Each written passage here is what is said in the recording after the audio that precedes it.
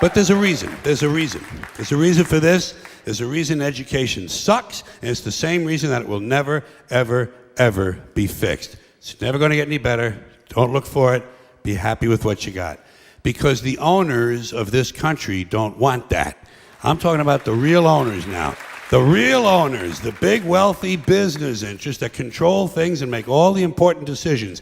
Forget the politicians. The politicians are put there to give you the idea that you have freedom of choice.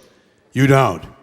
You have no choice. You have owners. They own you. They own everything. They own all the important land. They own and control the corporations. They've long since bought and paid for the Senate, the Congress, the state houses, the city halls. They got the judges in their back pockets. And they own all the big media companies, so they control just about all of the news and information you get to hear. They got you by the balls. They spend billions of dollars every year lobbying to get what they want. Well, we know what they want. They want more for themselves and less for everybody else. But I'll tell you what they don't want. They don't want a population of citizens capable of critical thinking. They don't want well-informed, well-educated people capable of critical thinking. They're not interested in that. That doesn't help them. That's against their interest. That's right. They don't want people who are smart enough to sit around the kitchen table and figure out how badly they're getting fucked by a system that threw them overboard 30 fucking years ago.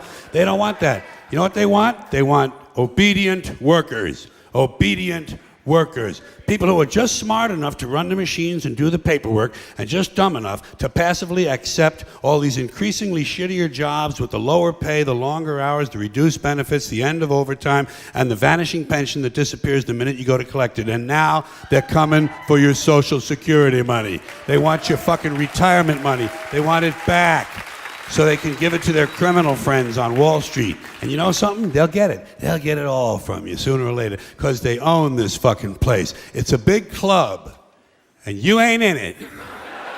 You and I are not in the big club. And by the way, it's the same big club they used to beat you over the head with all day long when they tell you what to believe. All day long, beating you over the head in their media, telling you what to believe, what to think, and what to buy. The table is tilted, folks. The game is rigged. And nobody seems to notice. Nobody seems to care. Good, honest, hard-working people, white collar, blue collar, doesn't matter what color shirt you have on.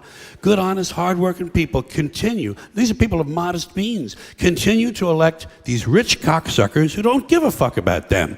They don't give a fuck about you. They don't give a fuck about you. They don't care about you at all. At all.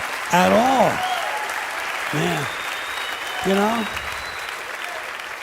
And nobody seems to notice, nobody seems to care. That's what the owners count on, the fact that Americans will probably remain willfully ignorant of the big red, white, and blue dick that's being jammed up their assholes every day.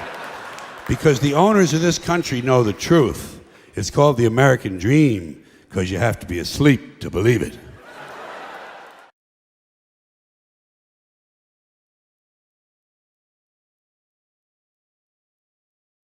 Well, to start with, I think this kind of the dictatorship of the future, I think will be very unlike the dictatorships which we've been familiar with in the immediate past.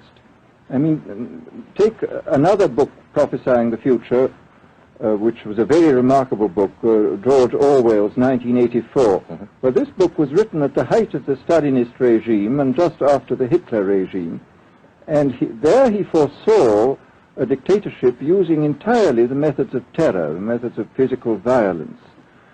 Now, I think what is going to happen in the future is the dictators will find, as the old saying goes, that you can do everything with bayonets except sit on them.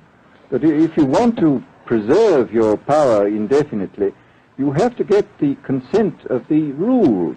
And this they will do partly by drugs, as I foresaw in Brave New World, partly by these new techniques of propaganda.